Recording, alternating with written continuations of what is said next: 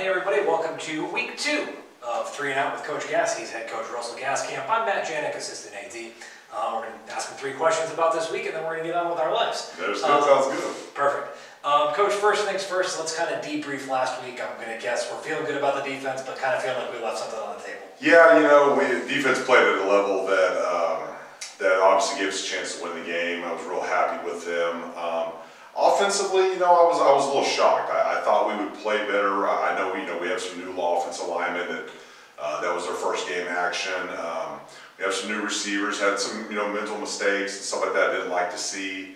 In college football, you don't get that scrimmage. You don't get a chance to see your guys in that kind of setting. You don't have spring ball from a standpoint of being able to play a game against somebody else. So, you got to take positives out of something like that, and you got to say, okay, well, this is what I think now that we can do well, and things that maybe we thought we could do well, that we didn't do as well in the game. You learn from that, and hopefully you grow. But I would say, historically my teams, but really teams in general, your biggest improvement is going to come from game 1 to game 2, and you learn a lot about yourself, especially in the college game, since you don't get to have those preseason scrimmages and things like that. And so we got to use it as a learning opportunity. I know we'll be better on offense this week. And I know defensively, I expect for them to play well, but we got a heck of a challenge against us this week against Carson-Newman. So, right. Wanted to ask you about Cabarrus Thomas as well. This Saturday, probably the first look anybody in Raven Nation's had at a quarterback with quite that build, a little different than we've had before. Yeah. The talent may be a little raw, but you can see the talents there as well. Tell us about the big fella. What did we learn about him this week? Well, I mean, first of all, he's what we expected to do. He got a little bit banged up during the game. He kind of took us a little bit out of some of the quarterback design runs. Early in the game, every time we ran a quarterback design run, it was a good, efficient play. A couple of explosions out of that. Got banged up in the game to where we didn't feel like we needed to do, or we shouldn't do that with him. So we got to get him healed up a little bit.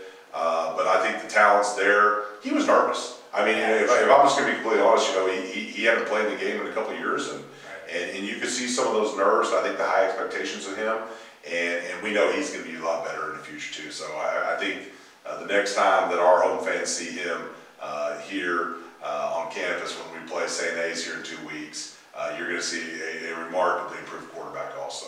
Awesome. Last third question for you is going to be about our opponent this week, Carson-Newman, a team that had a down year last year, but traditionally they're pretty strong. What are we expecting on the long trip? Traditionally Carson-Newman, historically, I think they won 6 national championships.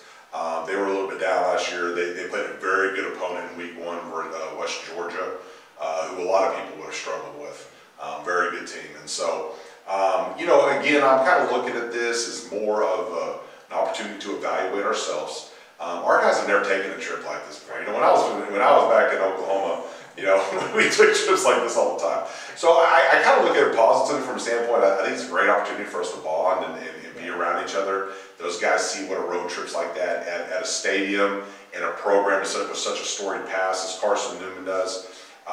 We're excited about the game. Obviously, offensively, we're ready to go play another game. We wanted to go play another game on Sunday because we thought we played really poorly, and you want to get that feeling out of you.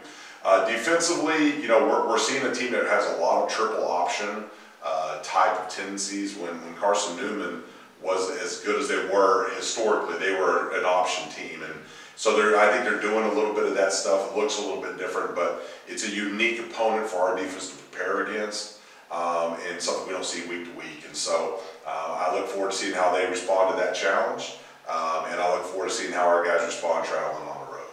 All right, that's 3 questions. Let's get out of here. What's the key to the week in 1 sentence? Well, obviously, when you're playing triple option football, you have to be incredibly disciplined in your rules. You got to have a pitch, you got to have a dive play, you got to have somebody takes quarterback, somebody takes pitch.